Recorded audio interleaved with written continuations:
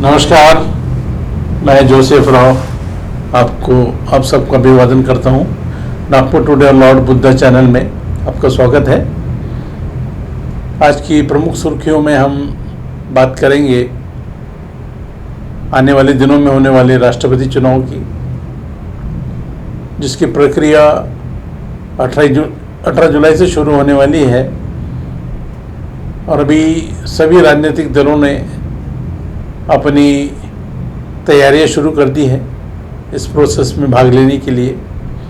Bharatiya Janata party ने अपने दो दिग्गज नेता रक्षा मंत्री श्री राजनाथ सिंह और बीजेपी के कार्यकारी अध्यक्ष श्री जेपी नड्डा को ये जिम्मेदारी सौंपी है कि वो खुद एनडीए के दलों से और अगर मुनासिब हुआ तो अपोजिशन के लोगों से, विरोधी पक्ष के लोगों से बात करें और शायद कोई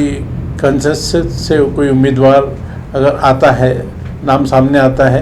तो उस पर विचार करें। वैसे राजनाथ सिंह पर इसके पहले भी ये जवाबदारी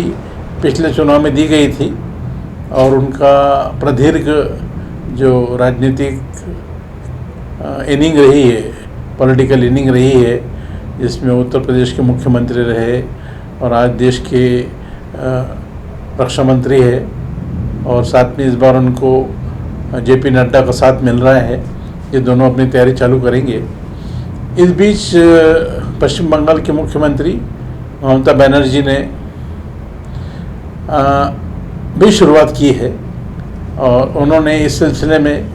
कांग्रेस अध्यक्ष, जो कांग्रेस की सर्वेसर्वा है, सोनिया गांधी से के सहित 22 प्रमुख नेताओं को, राजनीतिक दलों के, जिसमें कुछ राज्यों के मुख्यमंत्री भी है, उनको पत्र लिखा है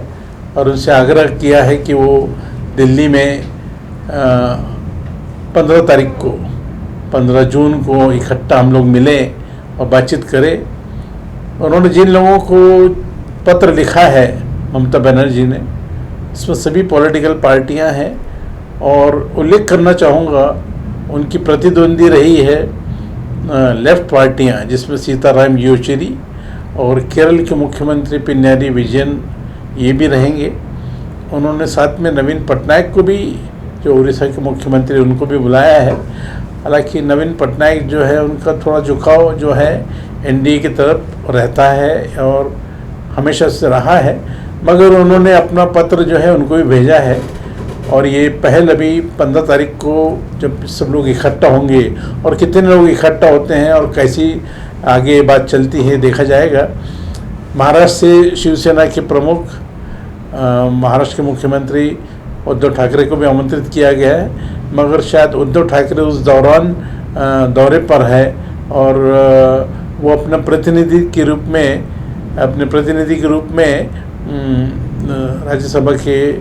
सांसद और पार्टी के सचिव, महासचिव, जो स्पोक्समैन हैं, संजय राउत शायद इस बैठक में शामिल होंगे। इस बीच में एक और नया डेवलपमेंट ऐसा है जहां कांग्रेस अध्यक्ष सोनिया गांधी इसमें भाग लेगी और उनका इस पूरे चुनाव प्रक्रिया में कहीं ना कहीं कांग्रेस का एक योगदान रहेगा। महाराष्ट्र के कांग्रेस प्रदेश अध्यक्ष नाना पटोले ने एक अपना बयान दिया है। उनका कहना है कि अगर राष्ट्रवादी के प्रमुख राष्ट्रीय नेता श्री शरद पवार अगर इस दौड़ में है, राष्ट्रपति बनने की दौड़ में है, तो महाराष्ट्र प्रदेश कांग्रेस कमेटी, उन्होंने अपना रोल जो है जाहिर किया है कि महाराष्ट्र प्रदेश कांग्रेस कमेटी पूरी तरह से उनका साथ देंगी। और अगर ऐसा होता है, पवार साहब एक उम्मीदवार के रूप में उभर कर आते हैं, तो ये महाराष्ट्र के लिए दूसरी बार ऐसा होगा राष्ट्रपति प्रतिभा पाटिल के बाद, जब एक मराठी भाषी व्यक्तित्व को इस चुनाव में उतारा जाएगा। हालांकि प्रतिभा पटेल तो चुनकर आई थी, अभी तो वक्त ही बताएगा कि पवार साहब के साथ कितने लोग साथ देते हैं। ये 15 के बैठक के आसपास ये सब चीज़ें तय हो जाएगी और ये देखना होगा कि अभी क्या फ्यूचर हो सकता है, कौन राष्ट्रपति हो सकता है, और ये कैसे जन सामान्य को ये बात मालूम पड़ेगी। 15 के आसपास ये बात अपोजिशन की तरफ से तय हो जाएगा। और इस बीच में अगर राजनाथ सिंह और जेपी नड्डा कोई हलचल करते हैं, कुछ लोगों से औपचारिक या अनौपचारिक मिलते हैं, कोई बातचीत सिलसिला सामने आता है, तो वो भी बात सामने आएगी। दूसरी बड़ी प्रमुख खबर है कि आज देश भर में कांग्रेस के कार्यकर्ता, नेता और जो लोग हैं वो कांग्रेस अध्यक्ष सोनिया गांधी और राहुल गांधी को ईडी का जो नोटिस दिया है और उनसे जो अपेयर होने के लिए कहा गया है, उसके विरोध में आज देश भर में प्रदर्शन किए जा रहे हैं। और राहुल और सोनिया की तरफ से ये स्पष्ट कह दिया गया उनके लोगों ने, नथिंग टू हाइड, यानी हमें कुछ छुपाना नहीं है, हम तो जाएंगे और जो ईडी को चाहिए वो बताएंगे। और बीजेपी ने भी कटाक्ष करते हुए कहा है कि आप बताइए ईडी को जो बताना है। तो अभी आज दिन भर में ये प्रदर्शन हो रहे हैं, जगह जगह में कांग्रेस के नेता, कांग्रेस के कार्यकर्ता प्रमुख शहरों में या बहुत सारे शहरों में आज ये प्रदर्शन कर रहे हैं और अपना विरोध जता रहे हैं। उनका कहना है कि कांग्रेस अध्यक्ष और राहुल गांधी को, सोनिया गांधी और राहुल गांधी को ईडी के जरिए ये एनडीए सरकार कुछ प्रताड़ित करना चाहती हैं। ये तो आने वाला वक्त ही बताएगा ईडी में क्या निकलता है, मगर आज देश भर में प्रदर्शन हो रहे हैं। इस बीच अभी राज्यसभा के पिछले हफ्ते हुए चुनाव में महाविकास आघाड़ी को एक बहुत बड़ा झटका लगा है और जैसी कि अपेक्षा थी उनको इंडिपेंडेंट एमएलए या निर्दलीय उम्मीदवार जो पार्टी को, जो सरकार को समर्थन कर रहे थे, शायद उन्होंने साथ नहीं दिया और उनका साथ लेने में भारतीय जनता पार्टी सफल रही और भारतीय जनता पार्टी के तीसरे उम्मीदवार धनंजय महाडिक जो कोल्हापुर से ताल्लुक़ रखते हैं वो चुनकर आए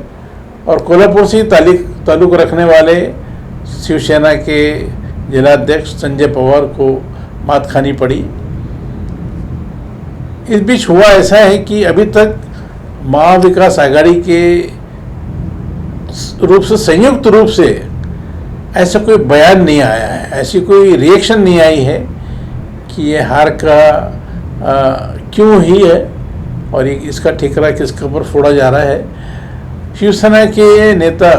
और पार्टी स्पोक्समैन संजय राउत, जो कि एक संपादक भी है,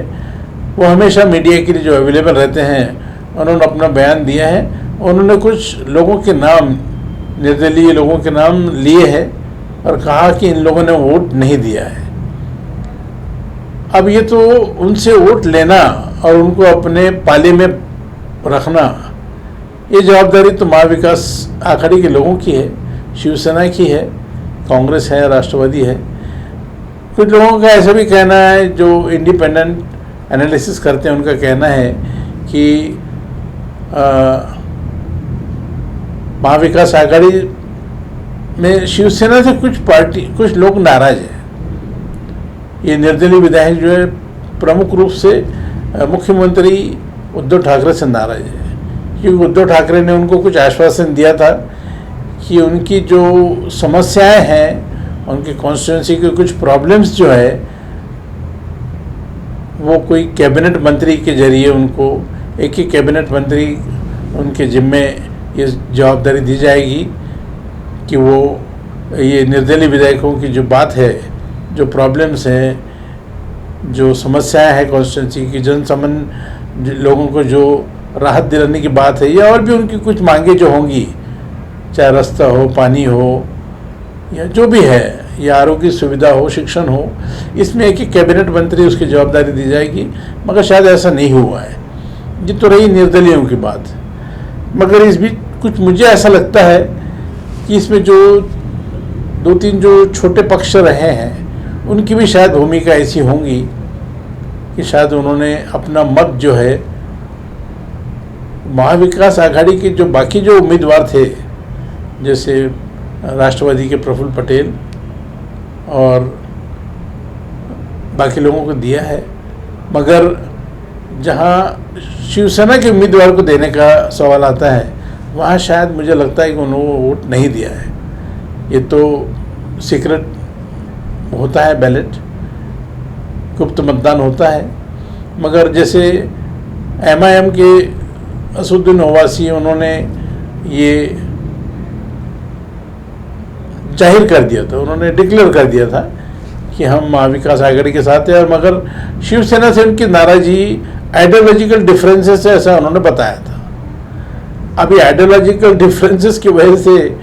उनके लोगों ने शिवसेना के उम्मीदवार को वोट दिया या नहीं दिया, ये तो उनको ही मालूम है। मगर इसका खामियाजा जो है महाविकास आघाड़ी के जो उम्मीदवार रहे शिवसेना के संजय पवार, उनको भुगतना पड़ा है।